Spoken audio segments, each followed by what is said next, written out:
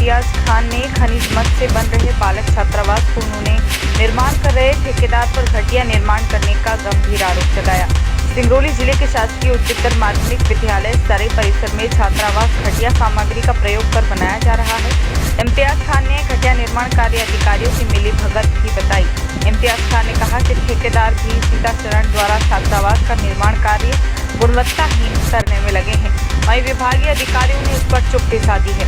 उन्होंने क्या कुछ कहा है, देखिए इस रिपोर्ट में संवाददाता उपेंद्र दुबे के साथ सिंगरौली मध्य प्रदेश।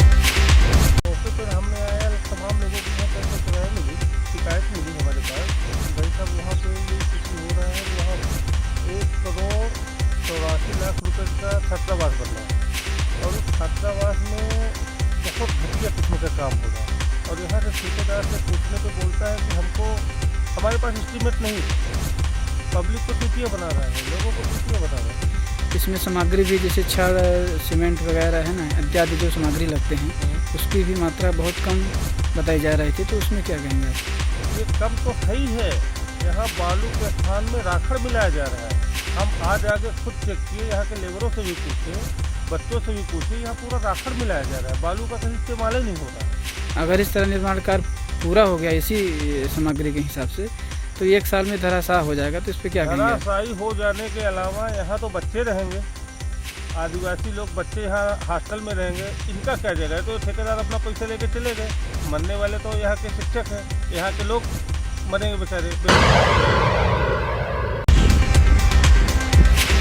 गरीब कल्याण सप्ताह के तहत 23 सितंबर को मध्य प्रदेश में संबल योजना के अंतर्गत संबल आपकी सरकार के अंतर्गत 33 हितग्राहियों को 80 करोड़ रुपए की राशि सीधे बैंक के खातों में वितरण की गई। वहीं रायसेन नगर पालिका नगरीय विकास निकाय के अंतर्गत सरोजबाई रायसेन को 2 लाख रुपए की अनुग्रह सहायता राशि सीधे उसके बैंक खाते में डाली गई। इस कार्यक्रम में मुख्यमंत्री शिवराज सिंह चौहान ने हितग्राहियों से ऑनलाइन संवाद भी किया।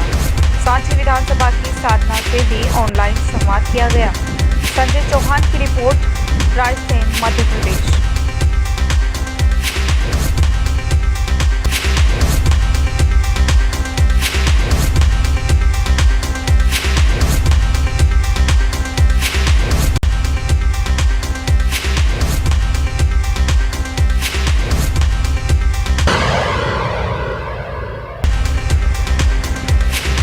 राजस्थान राज्य बाल संरक्षण आयोग की अध्यक्ष संगीता बेनीवाल ने मुख्यमंत्री गहलोत के नो मास्क नो एंट्री के संदेश को सार्थक करते हुए जोधपुर के उमेद अस्पताल परिसर में महिलाओं को मास्क वितरित किए और सैनिटाइजर के साथ साथ 2 गज की दूरी की महत्वता को भी समझाया।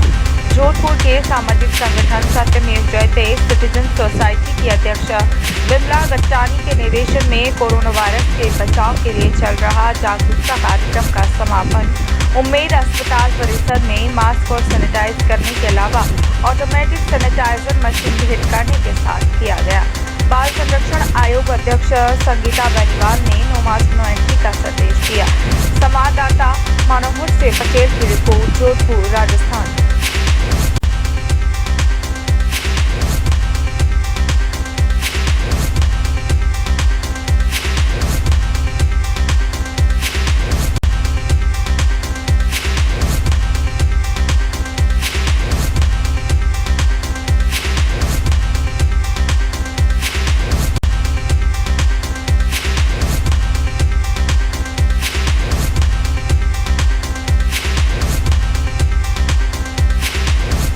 बहुत नज़दीक से देख रही हूँ सत्यमेव जयते की टीम को, जो ये पिछले कई दिनों से इन्होंने अभियान चला रखा है, जागरूकता अभियान। और लगभग आज मैंने इनसे पूछा तो लगभग 10,000 के करीब इन्होंने मास्क वितरित कर चुके हैं। तो बहुत बहुत बधाई दूंगी, बहुत बहुत शुभकामनाएं दूंगी। जैसे हमारे मुख्यमंत्री जी ने जागरण अभियान चला रखा है, उसको सार्थक तभी किया जाएगा जब फील्ड में सारी सामाजिक संस्थाएं, सब जनप्रतिनिधि लोग उतरकर इस अभियान को लोगों को समझाएंगे। नो मास्क नो एंट्री जो उनका उद्देश्य है उसको समझाएंगे, उसके बाद ही इस बात को सार्थक किया जा सकेगा। तो मैं बधाई दूंगी सत्यमेव जयते टीम को, जिन्होंने इसको सार्थक करने का पूरा प्रयास किया है। आज उमेद अस्पताल में आकर भी जिस तरह से डॉक्टर रंजना देसाई के साथ में मिलकर यहाँ पे मरीज़ों को एक तरह से जागरूकता अभियान और बताया गया किस तरह से 2 गज की दूरी और मास्क के बिना, मास्क से आप कोरोना जैसी महामारी से लड़ सकते हैं। तो एक बार पुनः धन्यवाद और बहुत बहुत शुभकामनाएं। मास्क रखें, 2 गज की दूरी पर रहें और no mask no entry.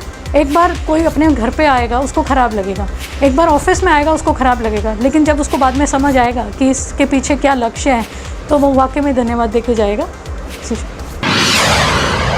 Mandsaur जिले के पीपलिया, शामगढ़ इत्यादि जगहों पर विश्व हिंदू परिषद बजरंग दल की स्थापना की गई। वहीं बजरंग दल के एक वरिष्ठ होनहार कार्यकर्ता प्लास्टिक खेड़ी द्वारा युवाओं को हिंदू राष्ट्र के गौरव के बारे में जानकारियां दी गई। वहीं उन्होंने यह भी कहा कि उनको वहां पहुंचने पर बेहद गर्व हुआ। उन्होंने हिंदुत्व कार्य अपने जीवन में उतार रखा है और युवाओं को भी आने वाले समय में हिंदुस्तान के प्रति इसी भावना से जोड़ना उनका महत्वपूर्ण उद्देश्य है। उनकी टूटी फूटी भाषा में किस प्रकार उन्होंने अपने विचार बजरंग दल के अन्य कार्यकर्ताओं के बीच में छोड़े हैं, देखिए ये रिपोर्ट। हिंदुस्तान में पैदा हो गया, भारत भूमि में पैदा हो गया, समझ लिए उसी दिन रातों रात भारत हिंदू राष्ट्र बन जाए। इसमें कोई शक नहीं, कोई दो राय नहीं।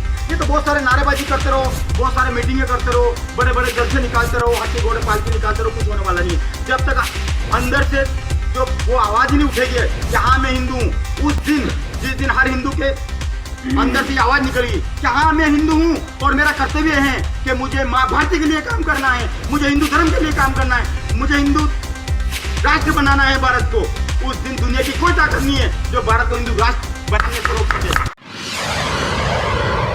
वही बात करेंगे गोवर्धन के अंतर्गत सकरवा रोड वात्सल्य स्कूल के सामने दुर्गा कॉलोनी की, जहां रहने वाली उर्मिला पत्नी लालाराम ने अपनी सास ससुर मारपीट और प्रताड़ित करने का आरोप लगाया है। पीड़िता का कहना है कि वात्सल्य स्कूल के सामने उनकी 200 वर्ग गज जमीन है जो पीड़िता के ससुराल परमलाल ने पैतृक संपत्ति बेचकर खरीदी है, जिसके अपने तीनों बेटे लालाराम, दाताराम और चतर में बांट दी गई और तीनों ही अपने अपने हिस्से पर घर बनाकर काबिज हैं। लेकिन पीड़िता उर्मिला का पति मंदबुद्धि होने के कारण पीड़िता के सास, ससुर और देवर उसके साथ मारपीट करते हैं और प्रताड़ित कर बच्चों सहित घर से बाहर भगा देते हैं। पीड़िता के 3 बच्चे हैं, योगेश, कामिनी और सोनिया। पीड़ित का कहना है कि उसके साथ ससुर और देवर इस प्लॉट को बेचना चाहते हैं और यदि यह प्लॉट बिक जाता है तो पीड़िता अपने परिवार यानी कि अपने बच्चे और पति के साथ बेघर हो जाएगी। इन सब के सर से छत छिन जाएगी। देखिए एक महिला की पीड़िता की आप बेटी। संवाददाता आशु कौशिक की रिपोर्ट, गोवर्धन मथुरा।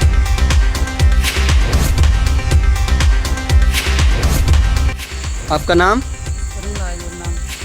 कहाँ से हैं और क्या समस्या है आपकी? सकरवा रोड वात्सल्य स्कूल के सामने मेरी प्लॉट है। हाँ, क्या समस्या है फिर आपकी? समस्या ये है कि 3 भाई हैं, सब मुझे हिस्सा नहीं देना चाहता है। 3 भाई कौन है? दाताराम, चतर और मेरा पति लालाराम। तो आपको हिस्सा कौन नहीं देना चाह रहा है?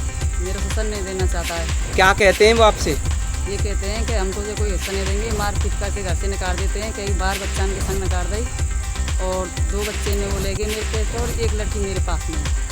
अच्छा, तो आप क्या चाहती हैं सरकार से? मैं सरकार से ये चाहती हूँ कि मुझे हिस्सा दिलाया जाए। मेरे 3 बच्चे हैं, उन्हें रहते मैं जब घटे बेघर हो जाऊँगी फिर मुझे क्या मिलेगा, मैं कहाँ रहूँगी फिर।